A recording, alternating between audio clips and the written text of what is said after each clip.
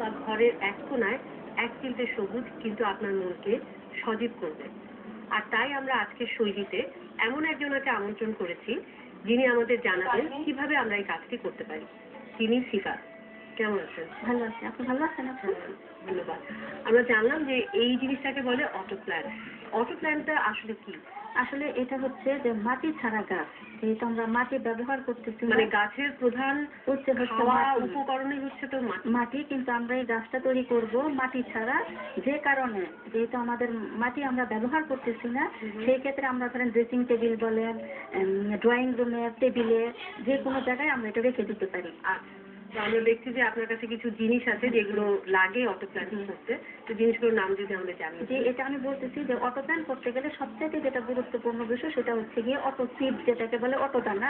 Main খাদ্যই হচ্ছে এটা। আর যেহেতু আমাদের মাটি আমরা দিচ্ছি না, সেই ক্ষেত্রে অবশ্যই ইম্পর্টেন্ট হচ্ছে পানি। এই দুইটা মিক্স করে আমরা যে একটা ন্যাচারাল একটা জিনিস তৈরি করব, সেটা দিয়ে আমরা গাছটা তৈরি করব। এরপরে ধরেন আমাদের কিছু যদি জিনিস থাকে ডেকোরেশনের জন্য, প্লাস্টিকের সাহায্যে সেই জিনিসগুলি দিয়ে আমরা এটা ডেকোরেশন করতে পারবো। আর ফুড কালার যেটা আছে সেটা দিয়ে আমরা বিভিন্ন কালারের এই ডিজাইনটা আমরা করতে পারি নিজের রংটা আনার জন্য। একটা প্রশ্ন যেটা আপা, আপনি ফুড কালার কেন দিচ্ছেন, আমরা অন্য কোনো রং কেন? কারণ যেহেতু এটা জীবিত, যে আমরা প্রাণী, যেহেতু আমরা ফুড কালার যেটা খাচ্ছি এটা কিন্তু গাছটা তারা খাচ্ছে। এখন যদি আমরা যে কাপড়ের রং ব্যবহার করি, গাছটা মারা যাবে।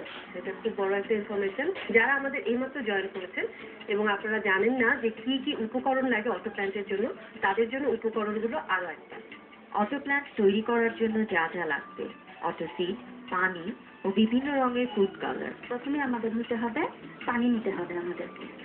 তো একটা জিনিস যেটা আমি এখানে মেজারিং জিনিসটা নিয়ে আসছি, সেখানে আমাদের নিতে হবে 1 কাপ পানি।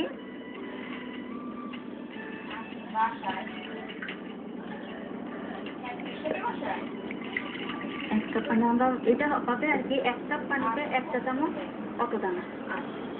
এটা হচ্ছে ফর্মুলা আর কি। এখন যদি সার আমাদের বেশি হয়ে যায় তাহলে গাছ অনেক সময় বেশি দিন টিকবে না। 1 কাপ যদি আমরা পানি দিই সেক্ষেত্রে আমাদের